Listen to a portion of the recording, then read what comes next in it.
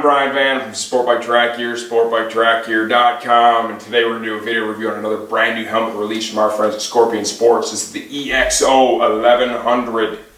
Josh, zoom in, let's give him a nice tight 360. Lot of shell detail on this thing. I like the diffuser on the top. This really gives you that feeling like, man, I have a really nice helmet. I've got a high-end helmet here. Okay, Scorpion's build quality is phenomenal, best at their price points. The detail is great. Look at this liner that they're using now. Look at the detail here, the quality, the stitching. We'll get back to that in a minute.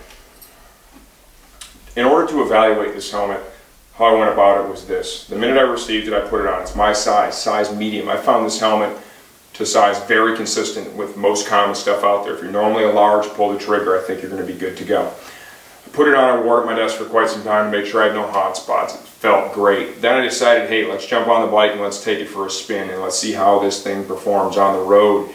Threw on a perforated leather jacket, a pair of gauntlet leather gloves I was looking at from Core-Tech, right, and my Alpenstar boots, and we went out and we went for a ride together. Of course, I opened all the vents to begin. It's 80 degrees here today in Michigan, right? Nice, warm, beautiful day out there. I didn't wear any earplugs. Rode around in traffic, got the thing up to speed a little bit, right?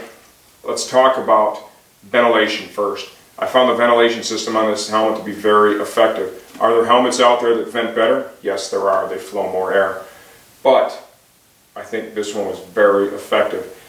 And it was quiet. This helmet was surprisingly quiet for the level and style of ventilation that it offers. So it's about 80 degrees. I went for between 10 and 15 miles, right? Had on the leathers and all that, leather jacket. When I got back and I took the helmet off, my head was completely dry. I wasn't sweating in the helmet at all.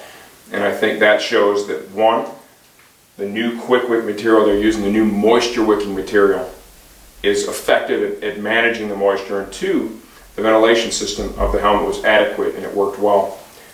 Ventilation system, got a chin vent here, 2 stages, and then of course off. Another note on the vents, even with the full gauntlet leather gloves, I was able to feel the tabs and actuate the vents, the shield, and the drop down inner shield with ease. Brow vent, it's either on or off. We've got scoop vents here and our top diffuser, on or off. Exhaust vents, remember, in order for the intake vents to work, you have to have a place for that air to go once it drives in your helmet, because the concept is really simple. It drives in the front, it collects the heat and the moisture, and then it has to be able to escape the helmet.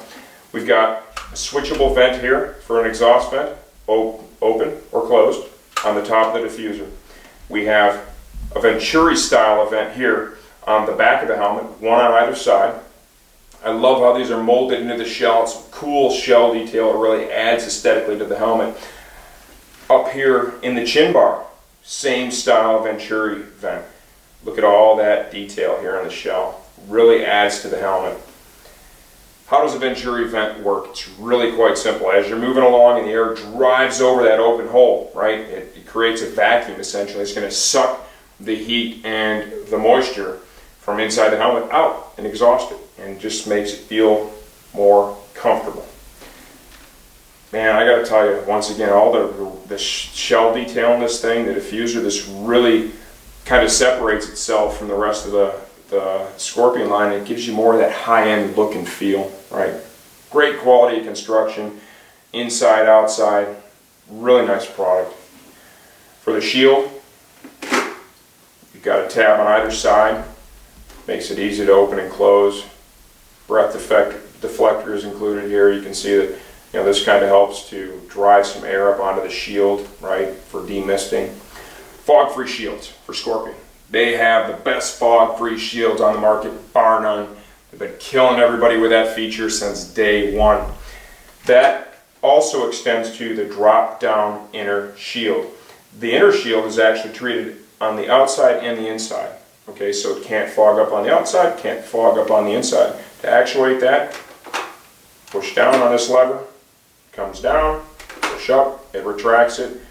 Nice, solid, sturdy mechanism that they're using there. Removable, washable, replaceable interior. super soft material. I love the new Quick Wick, great job. Even zoom in a little bit here, just look at the detail here. Like I said, you get this thing in your hand and you start to think, man, this is a high-end helmet. And it gives you the idea that it's even more expensive than it really was, okay? Tons of value here. The aero skirt for this helmet is included, easily removable. It's held in between the chin EPS and the shell of the helmet. It's held in there really positively too. You're not just going to lose this. Leaving this in there kind of calms and quiets the air in this area, and it really adds to the effectiveness of this helmet managing that road noise. Okay, so most people, they're going to street ride in this, probably going to leave that in there. Inflatable cheek pad system. Push on this bladder right here, it inflates our cheek pads. There is the release button right there, spring loaded. That allows you to dial the fit of the helmet in, and you can also dial out some road noise, keep it quieter. Like I said, that's one of the areas with this helmet I was super impressed. I thought it was really, really quiet, even without earplugs. You could ride in this thing for a long period of time. We're doing this in a two-part video because I wanted to take this thing apart, show you how to change the outer shield. I want to show you how to change the inner shield, show you how the interior comes out, right? Give you an idea of how it goes back in, all those things. And to do all that in one video is really tough. I want to tie this up right now and just say what did I think of this helmet from everything that we've done with it so far, and would I recommend this, yes or no? I think it's a great helmet. I think it's definitely a stark improvement over what was already a good helmet with the EXO-1000. The EXO-1000 was a good helmet. This is a great helmet. It looks cool, looks really cool. It's great to ride in, adequate ventilation, fog-free shields, drop-down inner screen, pump-up cheek pads. At this point, I really don't have anything negative to say about it. I like it. I think it's a great value. If you're interested in more detail, please watch our second video. I'm going to pull this thing apart and give you a good look from the inside out. Tie up with a couple of quick facts. 3.5 pounds on our digital shipping scale in size medium. That's lightweight, especially with the pump-up cheek pads and the drop-down inner screen. In terms of sizing, I think it's very consistent with most helmets out there today. I'm a medium in almost everything. I put a medium on this thing. I found the head shape to be pretty much intermediate oval, right? You know, it wasn't super round, it wasn't super oval. Most people, 90+% of the riders out there are going to get a good fit from this helmet. And remember, you've got your pump-up cheek pads, you know, if you want to kind of dial that in a little bit more for yourself.